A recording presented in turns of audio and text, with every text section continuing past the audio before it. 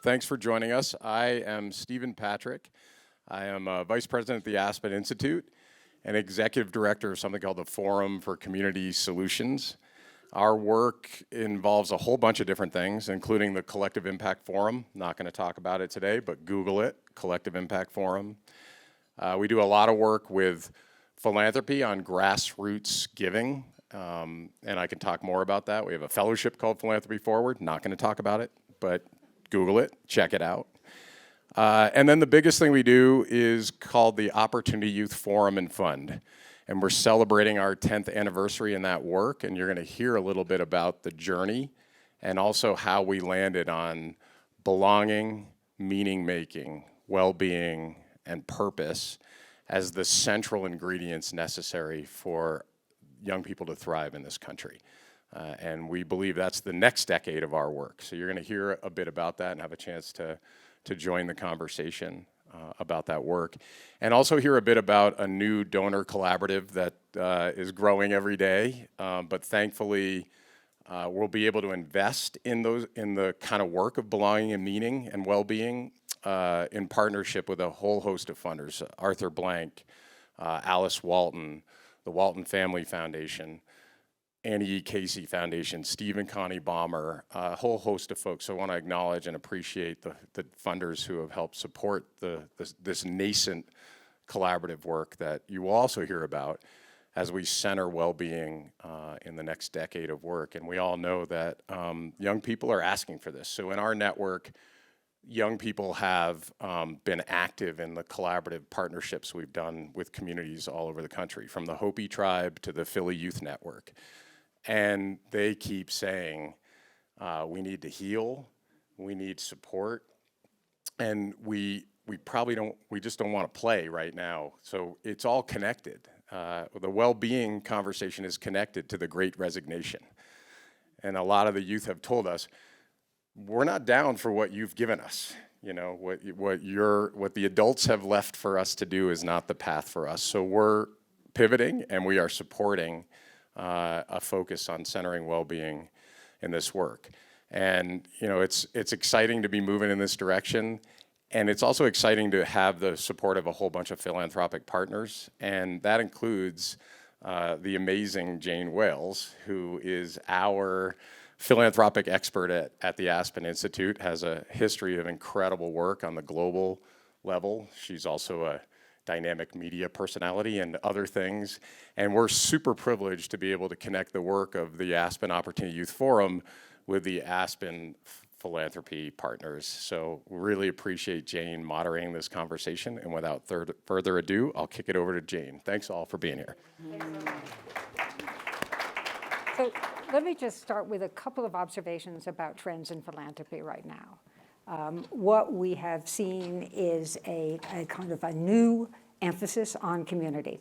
The sense that it is proximate leaders, those who are close to the actual problem, are the ones most likely to develop the smart solutions. So this emphasis on community is new, it's fresh, and it is very much where this work is practiced. The second trend is an emphasis, in fact, a sense of a necessity to work across sectors. Mm-hmm. That every problem we face, including this opportunity youth challenge, cannot be solved by one sector alone. And so you're going to hear from people who come from the world of policy, who come from the world of a nonprofit world and the world of philanthropy as well. The third trend is a new willingness to collaborate. So when I used to work at the Carnegie Corporation in New York, the president of Carnegie would wait for people to come visit with him. He didn't pull together other foundations to see how we could work together. It wasn't the culture then. It was the culture amongst program officers, but it wasn't the culture amongst leaders. That has changed hugely. And so we run something called the Aspen Philanthropy Group. It has spawned, and these are leaders of 29 major foundations. It has spawned a collaboration around reimagining our capital economy to address the fault line of inequality, and reimagining our democracy to address the fault line of race. And they are now initiating a new collaborative among them to focus on governing technology. What these folks you will hear from today are all about philanthropy collaborations, not only major foundations, but individuals, and some of whom are in the room. So there's an entry point for all of us to learn while giving.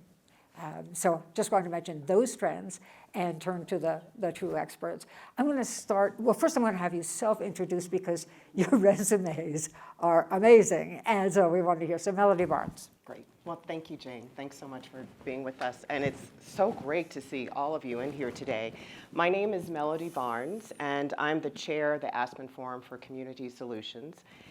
In my day job, I am the executive director of the Aspen Institute of Democracy at the University of Virginia, and I was the White House Domestic Policy Council director from 2009 until 2012. Good morning, everyone. My name is Monique Miles, and I am a vice president at the Aspen Institute. I also am a managing director of our program, the Forum for Community Solutions, and I'm the director of the Opportunity Youth Forum and Fund. And very quickly, my why is because on my path and my transition into adulthood, so often I was one decision away from an entirely different outcome, and sometimes those decisions were not even mine. They were up to the systems that I was a part of, and that has very much informed my life path and my life work. Thank you for that. Good morning, everyone. I'm Geneva Wicki. I have the most beautiful title, I think, of anyone. So I am the Director of Belonging, Meaning, Well-Being, and Purpose here at the Aspen Institute. I just joined the team in January, and so we're going to talk about this new body of work. But I've been part of the network. I was a funder. I was a senior program manager at the California Endowment, and we were doing place-based work in what we call Del Norte and Tribal Lands, which is my community, the homelands of the Yurok and Tolowa people in the Redwood Forest of Northern California. And so this work is so inspirational to me that I left philanthropy in that way to come and join this team. I'm just going to acknowledge Jamie. Jamie, raise your hand real quick, because this program has been taken global. Yes. It's mainly focused on American communities, but Jamie has helped move this out to the global south. So when you listen to this, listen with both your domestic hat and your international interests. How many people watched West Wing when it showed? So, yeah. So I'm going to turn to Melody to give us a sense of what it felt like when she came back from her honeymoon. It is considered wild and woolly to actually take a couple of days for your honeymoon when you work in the White House. The only real difference between West Wing and the Clinton administration is that the president was never wandering around with nothing to do, but to crack jokes. So that was the difference, but otherwise it really did feel like that. So Melody, give us the origins of this program and how, and what is the role of policy? What's the role of leadership, political leadership in all this? Sure, absolutely. Well, the origin story for this work, ironically, with well-being and purpose and meaning and local community, ironically does start in the federal government, which might seem strange to you. But as Jane mentioned, this work began in the White House in about 2009. And what President Obama would say publicly is also what he would say to us privately, which is that often the best solutions to big problems are not going to be found in Washington, D.C. The reason Jane mentioned or referenced my honeymoon is that I got married in June, came back of '09, came back, and people looked at me and said, oh, while you were gone, the president gave a speech, and you're supposed to go across the country to communities to find out how they've been solving big challenges. It's like, that'll teach you to go on a honeymoon. But it really meaningful work. And long story short, what we ultimately did was we started a White House Council for Community Solutions. Some of you here may know Patty Stone-Cipher. She was at the Gates Foundation and Microsoft, affiliated on the Amazon board, is now the interim CEO of the Washington Post. And Patty served as our first chair our only chair of the White House Council. It was a bipartisan group, as Jane mentioned, across sectors, business leaders, philanthropists, those from the NGO sector. One of my counterparts from George W. Bush's administration, John Bridgeland, was on that council. And they came together to look at this challenge. What communities are solving big challenges? How are they doing it? What makes a difference? But in the course of doing that, and ultimately looking at this cross-sector approach, which people have come to call collective impact, they also said, we don't want to just look at this in theory. We want to tackle a big challenge. And so they started to look at this issue of what people used to commonly call disconnected youth. And I say it that way because ultimately, Monique will talk about this, we started using different language from disconnected youth to opportunity youth. But essentially 16 to 24-year-olds disconnected from the labor force, disconnected from the education system. And I can tell you, as we started to engage some of these young people, I can tell you about the young man that I met in Brooklyn who told us about being thrown away. And when I say thrown away, I don't mean that metaphorically. He was found in the trash as an infant, and what his life had become, and the struggles and the challenges, and how he was able to move forward. And so working with these young people and the council that I just described, that ultimately they decided on an approach and work that could happen at the federal government level, but also work that needed to happen in other sectors. And one of the things that Patty said was, we want to make sure that this work continues no matter who sits in the White House, no matter who's in the executive branch. And so I see Elliot sitting over there. And Patty and Elliot and Walter started a conversation that ultimately led to the Aspen Institute becoming the home for this work. And as I was coming out of the administration, Patty and I started talking about the role that I could play in chairing this effort. And so Steve, who you just met, was then at the Gates Foundation. Gates was our first founder. Monique was at a nonprofit organization in Washington, D.C., and we seconded Monique over to Aspen for a short period of time, that was over 10 years ago, to begin this work with us. And the idea was to not only focus on, again, how we could use collective impact and go deep in communities, but how we could also work with young people who gave us the mantra, nothing about us without us, to go about doing this work in a meaningful way. And I'm going to turn this over to Monique to give you the next piece of the story. Yeah. And let me just add, please take home with you the sense that this is truly a bipartisan issue. It is one of those issues, even our most polarized moments, that matters to everyone. And so just want to hold on to that. Monique? Well, and that's actually a perfect thread, because really when we launched, we were so deeply committed as a national network to ensure that we had many different types of communities in our network. So from the beginning, we launched with 21 rural communities, indigenous communities, and urban communities. So really thinking about geographical diversity and geographical equity and how integral that has been to really building out the vision for this work. But I wanted to start with this idea that with 21 communities, we launched in 2012, and since then we've now grown to over 40 communities.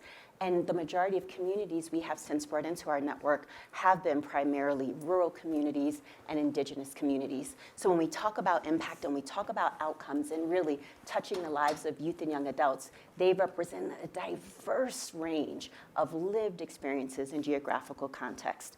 The other piece about our work that has grown over the years is because we are a funder collaborative and we've worked so closely with philanthropy, local philanthropy, national philanthropy, we at the same time have been able to re-grant more than 30 million to communities across the US. So when Melody and Jane talk about this cross-system and cross-sector collaborative, our ability to raise private resources, re-grant those to communities so that communities can then leverage public dollars to move this education agenda, to move this workforce agenda in ways that, because it is bipartisan, because they're working across systems and across sectors, are leading to greater impact, was also a big part of the vision we held at the beginning and one of the most important impacts we've been able to achieve. And speaking of impact, from 2010 to 2019, so at the time, the national numbers of opportunity youth were 6 million. From that period, from 2010 to 2019, we saw a 1 million reduction in the number of youth and young adults who were out of school and out of work. 25% reduction. And here's what I want to frame with that, because while that number, 1 million opportunity youth, meaningfully reconnected to education, to careers, that also is so important when we talk about the aspiration of this work. What is possible? That number for us lets us know that coming together across systems, across sectors, across many different types of geographical contexts can help us achieve this greater vision of impact and the transformation of lives. And then I love this. I love that you gave Jamie a shout out, because the other way that our work has grown is so important is that, yes, we had a vision for the US. Yes, we had a vision for many different types of communities. And at the same time, we had an opportunity to begin dreaming about a global impact. And so I just want you all to know, we are now, thanks to Jamie's leadership, in Mexico, Senegal, India, Brazil, Kenya, Colombia, and South Africa. And will continue to grow in the years ahead. And so those are some of the measurable impacts we've been able to achieve. But that's not all. Because our work, while we think all the time about changing systems, changing structures, we are also deeply committed to changing the culture. The culture that our young people are a part of, the culture that has reproduced this inequity, the culture that continues to be a barrier to opportunity for so many youth and young adults. And so some of the cultural impacts we've been able to achieve, first and foremost, is very much this idea of narrative change.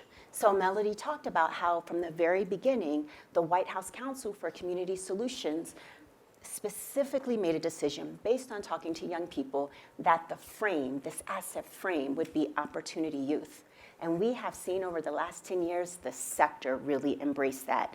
And the reason why we know it matters is because how we define the problem informs then how we go about those solutions. So starting with an asset frame gets us to an entirely different outcome. The second piece of cultural shift that we've been deeply committed to, so I love Jane's opening. She talked about racial equity and the move in philanthropy.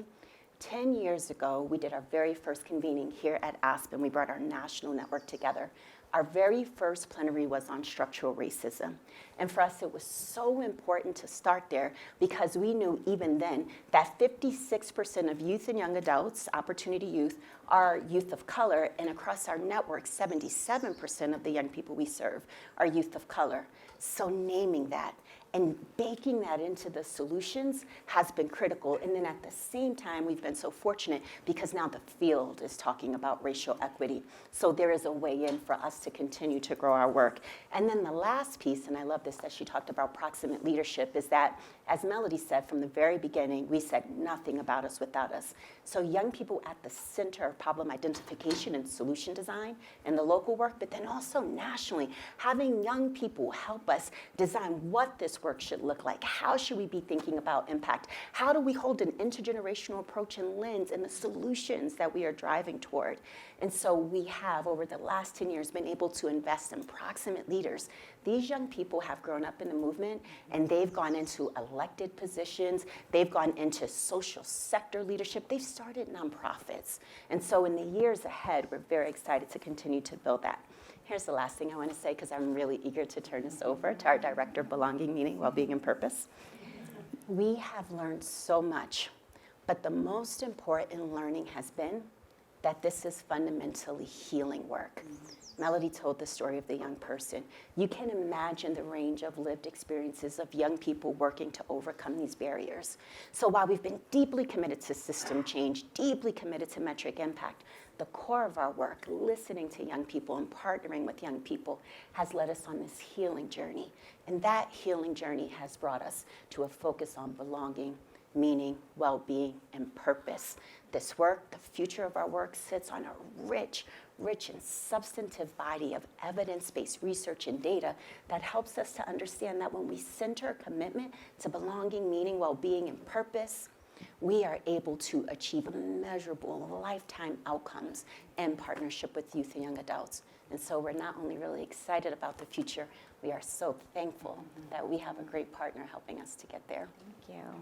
So I love the fact that you worked in the combination of the way a foundation would define success, which is with those numbers, to a way the community that you're seeking to serve would define success, which is why it's so important to have Geneva on this on this program.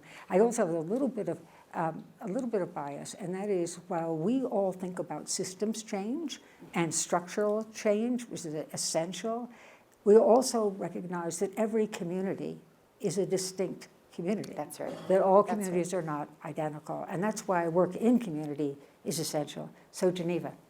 Yeah, so thank you for that, and thank you for that tee-up. So I want to talk a little bit about when we say belonging, meaning, well-being, and purpose, what will this work look like over the next decade, and specifically over the next 3 years, which we've teed up as deep learning together. And let me just start by saying when we say belonging, and I also just want to name, for anybody who was here yesterday with the Surgeon General's conversation, he really named young people's disconnection and isolation as the #1 public health crisis right now, right, facing us. And so when we think about the opportunity youth as our 16 to 24-year-olds who are disconnected from school or work, and then trying to do the systems transformation narrative change that Monique just laid out, right? That's not just going to be good for those young people. That's going to be good for everyone.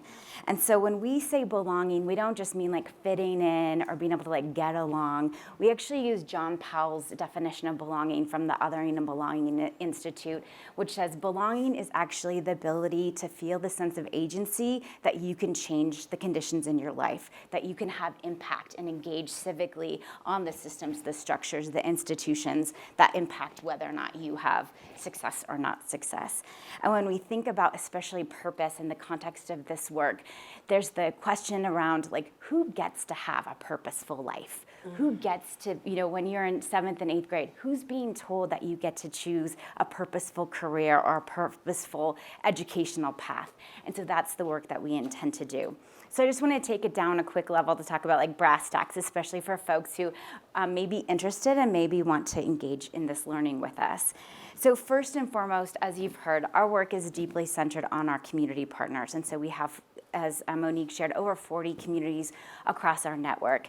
A few have put up their hand to say they want to go deeper in this belonging, meaning, well-being, and purpose. And I want to give 2 quick examples of what that work will look like over the next few years. One of our partners is in Hawaii, and they have done incredible work centering Indigenous wisdom and values in their juvenile justice system. They've been so successful that they now have no Native girls incarcerated, no girls at all incarcerated in their juvenile justice system. And so for Hawaii, what this looks like is they want to document and codify their practices that they know, their Indigenous values-based practices that they believe can help other communities do something similar in their juvenile justice work. We also have partners in Montana that are going to take a statewide approach. This is more emergent work, and their focus is really on young people who are facing houselessness, and those young people in Montana are disproportionately LGBTQ young people. And so they're really going to be testing and prototyping new ideas to increase belonging and a sense of well-being in those young people facing houselessness. So that's first and foremost, is we're going to learn deeply from communities, and that includes the young leaders who are living the lives in those communities. The second is we get to, as Monique said, this work sits on huge bodies of evidence and research and decades of research. And so we are assembling a team of experts, mostly academics, who are holding on to what they will call pots of gold. I don't know if anybody heard a recent Hidden Brain podcast about purpose with a Cornell professor. Look it up, it's delightful. And he's going to be one of our expert advisors. And he will say he's sitting on all this research about how a sense of purpose can improve life outcomes for young people, but it's sitting in like the ivory tower of psychology magazines. And so part of what we'll get to do is translate this beautiful research into actual tools that can be helpful for community colleges as they think about their AE degrees, or even the advisor at the high school to maybe the 4th grade basketball coach is Anthony Burrow's big dream. And then the third piece is, and Steve mentioned this, is our donor community of practice. And so we already have some donors and funders who are in this learning community, and we're going to kick off here at Aspen October 12th. So we'll have our annual convening the 9th through the 11th, where we are going to bring together 50 to 100 funders who want to like go deep with us and do some strategic investments and really learn deeply from community. And so I'll pause there and kick it back, but just to say there's, so anyone, you're all invited to come to to come on this journey with us, to join us back here in Aspen in October, on October 12th. and to continue this conversation because we're really just starting. So I actually want to, Melanie, take it back to the role of this kind of work and the strengthening of democracy, because a lot of us are, and Elliot will tell you this, that a lot of us are concerned about the future, the strength, the resilience, the robust nature of our democracy. Tell us how are the dots connected between opportunity youth and a robust democracy, resilient? Absolutely. Well, ultimately, the work of democracy is the work of citizenship and engagement. It requires all of us. I often, when I talk to young people, say citizen is a verb. And I've been corrected by some when they raise their hand. I was like, no, it isn't, Ms. Barnes. But it is a verb, and it requires, and I think about this, as I say, I work at the University of Virginia, this idea of an educated citizenry. The idea from the beginning that has expanded with time, that agency, the requirement of agency and engagement and involvement, so that we can hold our elected representatives accountable, so that we can make decisions in our local communities and for our country, require all of us to be engaged and to believe that we can make change. You know, one of the things that I see in so many young people is this idea that there are big problems, but that's disconnected from what's going on over there with these institutions and these democratic practices. But there is this deep desire for change and to create change. To be able to help young people who actively want this for themselves and to participate in community and in the country to make sure that they are able to do so means that we ultimately will have a vibrant democracy. I mean, one of the things that I think about, we have a council of young leaders composed of opportunity youth and former opportunity youth. In the document that they drafted many years ago, they talk about their commitment to community, their commitment to voting, the fact that they can make transformative change in their communities. They aren't the only young people who believe that. They aren't the only opportunity youth who believe that. So to do this work means that we are able to ensure that more young people have the skills, the tools, and the belief and the sense of agency to make change that is necessary for democracy to thrive. I think so many of us feel that community is where democracy is practiced, where democratic decision-making is practiced. So therefore, it is essential to be not just in Washington, but to be in communities where we learn how to self-govern. What I'd like to do, I have so many more questions, but apparently not more hours, and so this is always hard for me to adjust to. And so what we're going to do is turn it to the audience. No, we're not going to turn it to the audience. We've got 10 minutes for us. Oh my gosh, this is a gift from the back of the room. Thank you so much. So I you know, another trend in philanthropy is a greater commitment to learning. And the relationship, I'm always struck by the relationship between the donor and the grantee, where both sides are learning. And the grantee is the biggest teacher, or those the grantee serves are the biggest teacher to a foundation leader. But it's also true for everyday givers. And let's not forget the everyday givers. You know, these are the people, everyday volunteers, they're everyday givers. These are the people who, I don't know, you know, join the fire brigade, give blood, you know, do respond to those appeals. And so think about the role of that everyday volunteer as you think about the role of philanthropy as well. Are there any final comments you want to make before I turn to the audience? I'll give you a chance, Monique. You know, I love your question about how this work at its core is about how we get to a more inclusive democracy. And I reflect on this professionally because this is the work that I do, but I also wear my mama hat often and think about how I support my children to navigate systems and on their educational journey. And I feel like what's so beautiful about the belonging frame that has implications for our collective well-being, how we get to this more inclusive democracy, is by supporting youth and young adults to build these agency skills. that they get to practice in their transition into adulthood. I compare that to my own lived experience, and even when I reflect on my time in boarding school, and how even during that time, the conversation was all about inclusivity. And that was important. It was very important to be inclusive. And I think about how important it is, and when Geneva talks about the work, how when we move from inclusivity to belonging, not only do we become more expansive about how we can envision tomorrow where so many more people get to shape and contribute to our democracy, get to contribute to our communities. It doesn't feel like it's somebody else's, it feels like it's all of ours. But I especially then think about the sense of agency and purpose that moving from inclusivity to belonging helps young people really practice those agency skills because they're resetting the table. Mm-hmm. They're not just invited to sit at the table, they're invited to, they are designing They're building the table. They're building it and they're designing it. And so everything from the skills that you glean from building to the relationship and the network that you are now a part of, to the expansive way that you are imagining the environment in the space, that benefits all of us.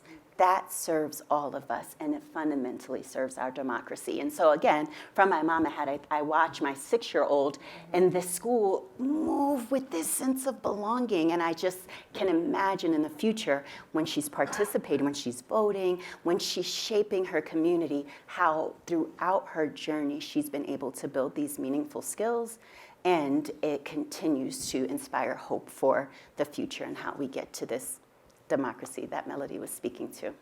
Geneva, do you want a last word before I turn to the first I question? think I also just wanted to name one piece of our work that we didn't talk about yet, which is our well-being project. And this is where youth and young adults have come together over the last few years in partnership with Johns Hopkins University, Annie Casey Foundation, and others. And they have defined well-being for themselves. And there are 3 affinity groups, Black Expressions, Latinx, and American Indian, Alaska Native. And so there are nuances for each of those groups about what well-being looks like, but there are 7 themes, and that report has been recently produced. So that centering their definitions of well-being. The next piece of that work will be producing tools for other young people to measure well-being in their community, which then centers not only their own definitions of well-being, which might be very different, and in fact, to Steve's point earlier, like some of their definitions of financial well-being are very different than maybe my generation's, and then they'll get to measure and then take action in their own communities to increase well-being in their community. Yeah. Thank you. Let's turn to the first question. I work with underserved schools around the country. How are you addressing a serious problem in America, literacy? 70% of American children cannot read on grade level, which limits purpose and opportunity because you have to read on a 10th grade level to even pass the carpenter exam. How is this being addressed? Yeah. So I will say that the work that we've been supporting communities to do, a big focus has been a reconnection specifically to education, and whether that's a focus on secondary or connections to post-secondary. Literacy building skills, to your point, is the foundation of the work communities are doing with young people. And I think for us, our frame is also very much about agency and young people being able to really guide and direct learning that's meaningful to them. So when we talk about culture shifts, there are foundations of learning like literacy that are really important. And at the same time, our work is also about helping to shift culture and helping to shift systems in ways that help young people to be able to define what's really important to them on their learning journey. So yes, literacy skills, but also all of the other elements that we've been talking about specifically for young people who are returning to get a high school diploma or maybe returning to college. So I say all of that to say that yes, in our community level work, there is a focus on literacy, there's a focus on remediation for young people, and at the same time, our work is so much more expansive around supporting systems to really understand the comprehensive needs of young people and to help those systems work with young people so that young people can also self-determine futures and paths that are meaningful to them. So it's a both and for us. So we're going over to this corner. And so for those of you who didn't major in political science, when we use the word agency, what we're really talking about is the capacity, that sense of your own capacity to make a difference. Yeah.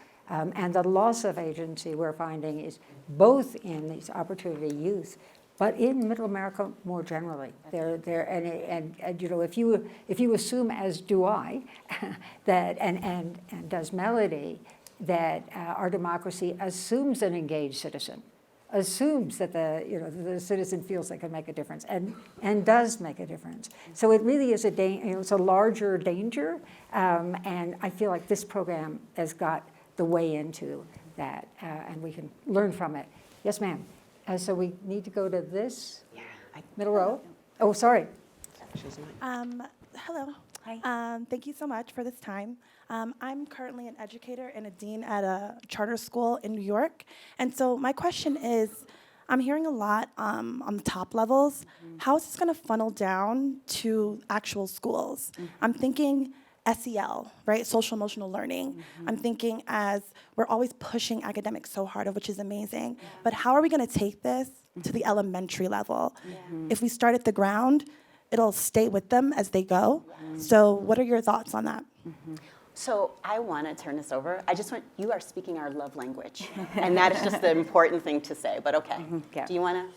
Yeah, sure. I mean, one I would say is we're going to deeply listen to our community partners, right? So there's a bottom-up approach that's built into the way our network is designed. So as our collaborative partners come together in community, they're going to decide where are like the hot spots, where they want to work. There's going to be mapping and figuring out like their specific agenda is one. And then we want to really harness those expert advisors, the folks who are sitting on all this research and translating that, like I said earlier, into tools that will be most helpful.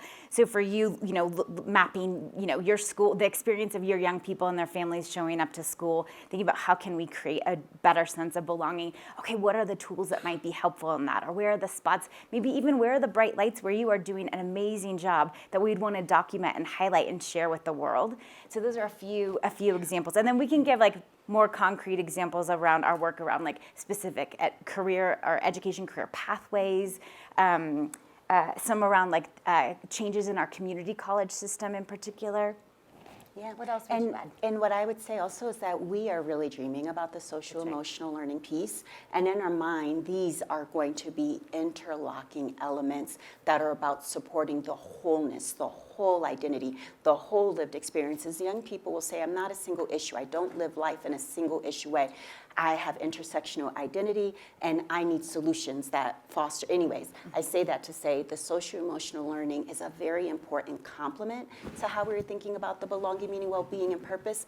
And we want this to live in schools and in educational systems so that it does become part of academic work and it becomes part of career pathways in ways that, again, foster the whole development of young people and their transition into adulthood. And can I just say two very quick things, just to be clear about our work, because we've talked about our work in communities. When we talk about communities, we are bringing in, there are teams, entire collaboratives for communities that are coming and engaging in our work. So we've got folks from the community college system, from the K-12 system, from the juvenile justice system, and every community looks different, but in doing it that way and recognizing every community is different, that is then the way that the work moves through and kind of washes through the entire system and gets to the ground in the way that you've described. And I also want to just quickly mention, going back to the literacy question, and this goes to this idea of systems change, and I can use Virginia as an example, where there's been an acknowledgement and a systems change approach to addressing it that we've been teaching literacy wrong.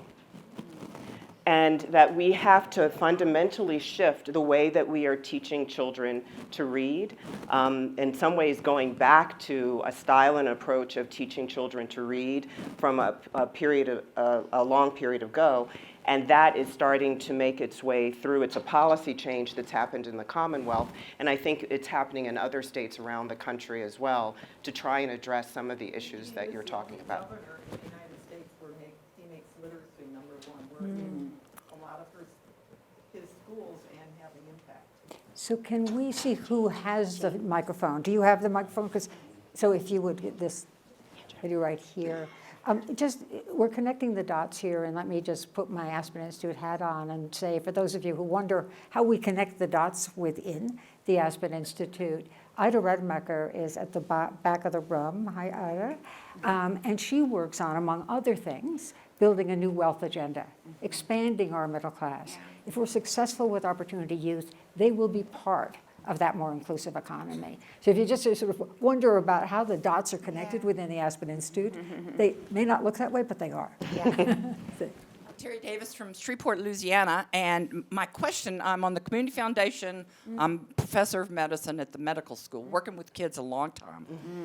I love the idea of bringing kids into it. How did you recruit them? How did you let them know? How do you limit the number? I love that idea to bring them into solving the problem. So can you speak to that? Yeah, Thank yeah. you.